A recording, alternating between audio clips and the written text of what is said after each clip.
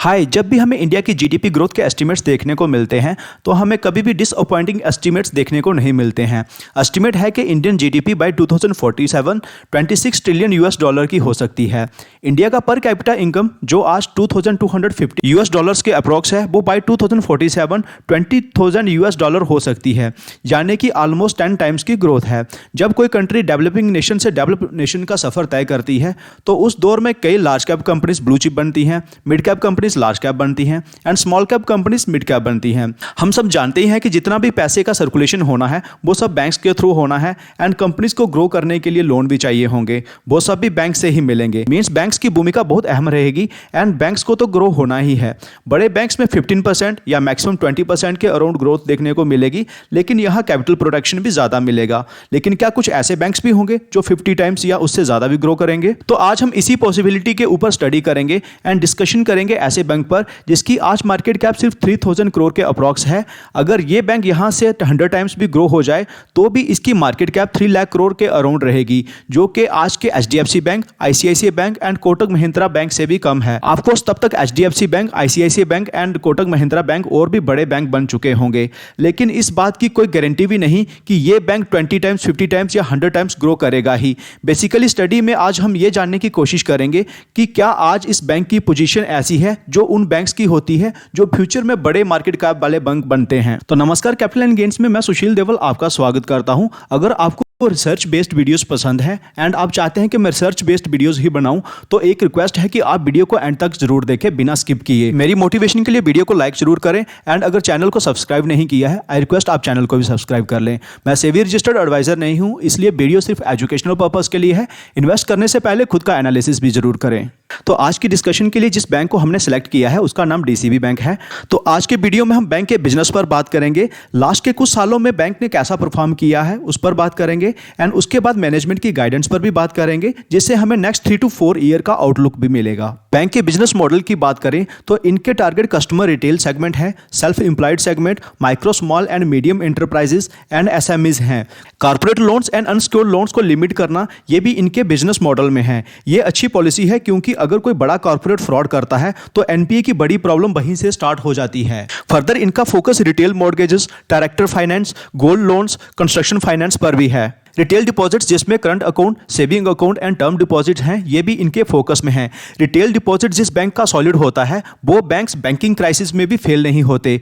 जब silicon valley bank crisis start हुआ था, जिसके बाद कुछ और बैंक्स भी बैंकरप्ट हुए, तो उस टाइम कुछ बड़े इंस्टीट्यूशंस के एमडीज एंड सीईओज ने बोला था कि एसबीबी क्राइसिस इंडियन बैंक्स को लीस्ट इंपैक्ट कर पाएगा क्योंकि इंडियन बैंक्स के पास मेजॉरिटी रिटेल डिपॉजिट्स हैं या हाउस होल्ड्स के डिपॉजिट्स हैं। बैंक के प्रोडक्ट्स की कंप्लीट लिस्ट आपकी स्क्रीन पर है। यहाँ अगर आप एडवांसेस सेक्शन में देखेंगे तो आपको ज्यादातर लोन्स ऐसी कैटेगरी के देखेंगे जो सिक्योर कैटेगरी में आते हैं।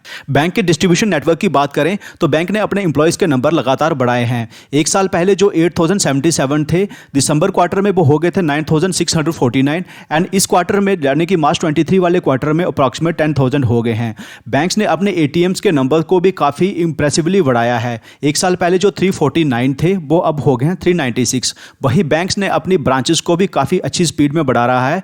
जो मार्च 22 वाले क्वार्टर में 400 थे एंड लास्ट क्वार्टर में यानी कि मार्च 23 वाले क्वार्टर में वो 427 हो गए हैं। ये सारे नंबर्स बैंक इसलिए बढ़ा पा रहा है क्योंकि बैंक को अच्छा बिजनेस मिल रहा है।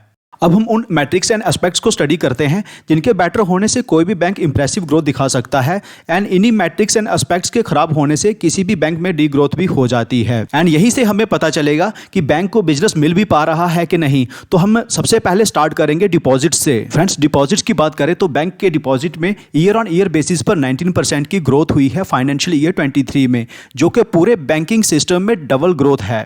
प्रेजेंटली बैंक्स के पास डिपॉजिट 41,239 करोड़ हैं एंड वही अगर मार्च 18 वाले फाइनेंशियल ईयर की बात करें तो उसमें से 24,007 करोड़ के CASA, current account, saving account जिस पर बैंक सबसे कम इंटरेस्ट पर लोगों से पैसा उठाता है, इसका बढ़ना किसी भी बैंक के लिए काफ़ी बेनिफिशियल होता है।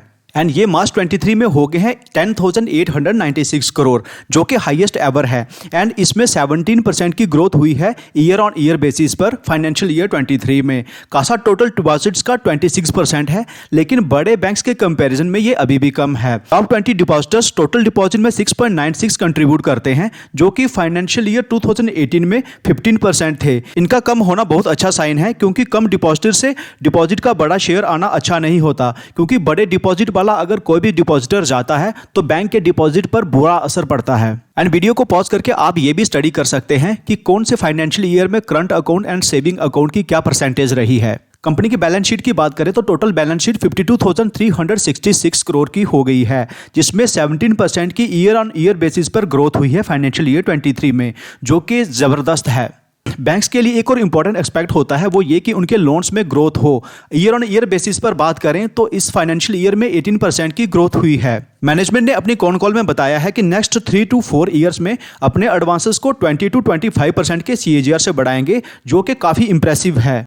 अभी तक हमने इस एस्पेक्ट को स्टडी किया है कि बैंक के पास पैसा आ रहा है कि नहीं आ रहा है, अगर आ रहा है तो कितना कहाँ से आ रहा है। लेकिन अब हम ये जानेंगे कि बैंक ऑपरेशन कितना एफिशिएंटली कर रहा है, तो उसके लिए हम कुछ इंपॉर्टेंट रेशियोज को स्टडी करेंगे। बैंक की रेशियोज बेटर हैं कि नहीं, इसके लिए हम सेक्टर की टॉप बैंक HDFC बैंक से कंपेयर भी करेंगे। तो स्टार्ट करते हैं नेट इंटरेस्ट मार्जिन से। नेट इंटरेस्ट मार्जिन है बैंक ने जिस इंटरेस्ट पर पैसा उठाया एंड जिस इंटरेस्ट पर पैसा अपने कस्टमर को दिया, इन दोनों का difference and divided by average earning assets. Let's say कि आपने बैंक में FD कराई तो आपको बैंक से 6% के अराउंड इंटरेस्ट मिला, लेकिन जब आपने लोन लिया मींस बैंक से पैसा लिया तो वो आपको 10%, 12% या 14% का इंटरेस्ट रेट चार्ज करेगा। दोनों में जो 4%, 6% एंड 8% का डिफरेंस है एंड इसको एवरेज अर्निंग असेट के साथ डिवाइड किया जाए तो यही नेट इंटरेस्ट मार्जिन है। अगर हम नेट इंटरेस्ट मार्जिन की बात करें तो क्वार्टर ऑन क्वार्टर बेसिस पर ये हाईएस्ट एवर है एंड लास्ट क्वार्टर में जो नेट इंटरेस्ट मार्जिन मिले हैं बैंक को वह है 4.18%। लेकिन अब हम ईयर ऑन ईयर बेसिस पर देख लेते हैं। ईयर ऑन ईयर बेसिस की बात करें तो ये भी हाईएस्ट एवर पर रहे हैं 3.93%। लेकिन अगर हम HDFC बैंक की बात करें तो यहाँ नेट इंटरेस्ट मार्जिन रहे हैं 3.67%, लेकिन इसके हमेशा ही कंसिस्टेंट रहते हैं। DCB bank small cap bank है एंड बैंकिंग सेक्टर में टेलविंड भी है, इसलिए नेट इंटरेस्ट मार्जिन अगले कुछ क्वार्टर्स में कम भी हो सकते हैं। हमें इसके लिए भी तैयार रहना चाहिए। अब हम बैंक की एसेट क्वालिटी देख लेते हैं, जो बैंकिंग स्टॉक के लिए सबसे इंपॉर्टेंट मैट्रिक्स है। ग्रॉस NPA, जिसका मतलब है total value of non performing assets means unpaid loans over a quarter और फाइनेंशियल ईयर। ग्रॉस NPA जो ब्लू ग्राफ में दिख रहा है तो लास्ट के 5 क्वार्टर में हमें लगातार कम होते हुए दिख रहे हैं एंड लास्ट क्वार्टर में है 3.19%। लेकिन वही अगर हम HDFC बैंक की बात करें तो हमें ग्रॉस NPA लास्ट के 5 सालों में लगातार कम होता हुआ दिख रहा है एंड यहाँ सिर्फ 1.12% है। यही कारण है कि HDFC बैंक इतना बड़ा बन गया है, क्योंकि इन्होंने अपने gross NPA and net NPA को काफी नीचे के लेवल पर मेंटेन करके रखा है। फ्रेंड्स, कंपनी हर क्वार्टर में कुछ प्रोविजंस रखती है। प्रोविजन कितना रखना है ये इस एस्टिमेट पर डिसाइड होता है कि आने वाले समय में कितने ग्रॉस NPA हो सकते हैं। कंपनी के पास जितने ग्रॉस NPA होते हैं एंड जो प्रोविजंस उस पीरियड के लिए बैंक ने रखे हैं उनको ग्रॉस NPA से माइनस कर दो, जो बचता है वो नेट NPA होता है। नेट NPA जो येलो ग्राफ में है ये भी लगातार कम हो रहा है एंड लास्ट क्वार्टर में था 1.04%। लेकिन वही अगर हम HDFC बैंक की बात करें तो यहाँ हमें नेट NPA देखने को मिलेगा 0.27। DCB बैंक को फ्यूचर में HDFC बैंक जैसा परफॉर्म करने के लिए अपने gross NPA and net NPA को और भी नीचे लेकर आने की ज़रूरत है। फ्रेंड्स, एक और इंपॉर्टेंट रेशो होती है वो है स्लिपेज रेशो। स्लिपेज रेशो होती है a rate at which good loans become stressed. ये डिक्लाइनिंग पैटर्न में ही अच्छे होते हैं। स्लिपेज रेशो की बात करें तो ये भी लास्ट के 1 ईयर में लगातार कम हुए हैं। एक साल पहले 5.64% थे एंड लास्ट क्वार्टर में रह गए हैं 3.28%, जो कि एक अच्छा साइन है। बैंक की असेट क्वालिटी जानने के लिए हमें बैंक की रिस्ट्रक्चर्ड बुक को भी देखना बहुत ज़रूरी होता है। रिस्ट्रक्चर्ड बुक की बात करें तो ये लगातार डिक्लाइन हो रही है एंड मार्च 23 में थी 1,693 करोड़, लेकिन ये अभी भी हायर है। इसको हमें अगले कई क्वार्टर तक मॉनिटर करने की ज़रूरत है। तो यहाँ हमें देखने को मिला कि बैंक की असेट क्वालिटी लगातार बेटर हो रही है, जो कि काफी अच्छा साइन है। फ्रेंड्स, दो और रेशियोज जिन्हें देखना बहुत ही इंपॉर्टेंट होता है वो है एक तो रिटर्न ऑन एसेट्स एंड दूसरा है return on equity.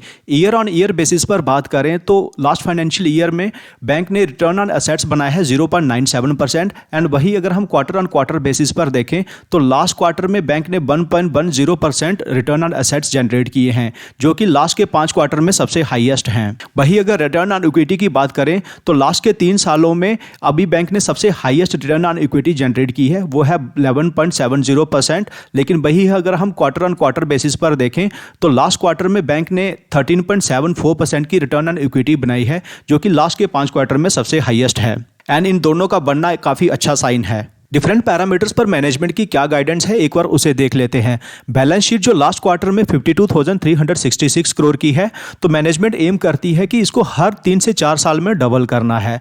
Net interest margin last quarter में 4.18% आए हैं, तो मैनेजमेंट की गाइडेंस है कि इसको 365 बेसिस पॉइंट से बढ़ाकर 375 बेसिस पॉइंट करना है। एसेट क्वालिटी में अभी ग्रॉस एनपीए 3.19% है एंड नेट एनपीए है 1.04%। तो मैनेजमेंट का टारगेट है कि ग्रॉस एनपीए को 2.50% से नीचे रखना है एट नेट एनपीए को 1% के अराउंड रखना है। कॉस्ट टू एवरेज एसेट्स जो अभी 2.83% है, तो मैनेजमेंट का टारगेट है इसको 2.40% लाना है। कॉस्ट टू इनकम जो अभी 59.90% है, तो मैनेजमेंट का टारगेट है कि इसको 55% से नीचे लाना है इन नियर टर्म्स में।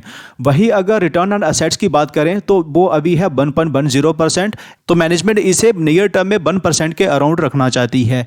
रिटर्न ऑन इक्विटी जो अभी 13.74% है, नियर टर्म में मैनेजमेंट इसे 14% रखने पर फोकस कर रही है। ये थी मैनेजमेंट की गाइडेंस कि वो आने वाले कुछ समय में क्या करना चाहते हैं। जब बैंक में हमें सब कुछ बेटर होता हुआ देखने को मिल रहा है, एक और हम पीई भी देख लेते हैं। तो यहाँ हम देख सकते हैं कि 3 ईयर के मीडियन पीई के नीचे है, 5 ईयर के मीडियन पीई के नीचे है एंड 10 ईयर के मीडियन पीई के भी नीचे हैं। तो बैंक का पीई है 7.69, जो कि पूरे बैंकिंग इंडस्ट्री में सबसे कम है। अगर हम फाइनेंशियल ईयर 25 के लिए फॉरवर्ड पीई निकालने की कोशिश करें, जो कि थोड़ा सा लेंथी प्रोसीजर हो जाता है, तो मैं आपको बताना चाहता हूँ कि इसका फाइनेंशियल ईयर 25 के लिए जो अभी पीई है वो 1 से भी नीचे आ रहा है, जो कि काफ़ी एक्सीलेंट है। फ्रेंड्स, कंपनी के शेयर होल्डिंग में देखें तो इंडिया के टॉप म्यूचुअल फंड्स ने इसमें बड़ी स्टेक एक्वायर कर रखा है, जो दिखाता है कि म्यूचुअल फंड्स इस बैंक पर कितना ट्रस्ट करते हैं। फ्रेंड्स, बैंक हर पैरामीटर पर अच्छा कर रहा है। मैनेजमेंट की कमेंट्री भी काफ़ी पॉजिटिव है, वैल्यूएशन भी अट्रैक्टिव है। एजुकेशनल पर्पस के लिए मैं बताना चाहता हूं कि जो लोग इन्वेस्ट करना चाहते हैं तो इस तरह के स्मॉल कैप बैंक में वो अपने पोर्टफोलियो का 1.5% के अराउंड इन्वेस्ट कर सकते हैं। बाकी आप लोग अपने इन्वेस्टिंग स्टाइल के हिसाब से डिसाइड कर सकते हैं। तो वीडियो को आपने अगर यहाँ तक देख लिया, मेरी मोटिवेशन के लिए वीडियो को लाइक कर दीजिए एंड अगर चैनल को सब्सक्राइब नहीं किया है, आई रिक्वेस्ट चैनल को भी सब्सक्राइब कर दें। तो कैसा लगा आज का एनालिसिस कमेंट सेक्शन में जरूर बताइएगा। मिलते हैं आपसे अगले वीडियो में। Take care.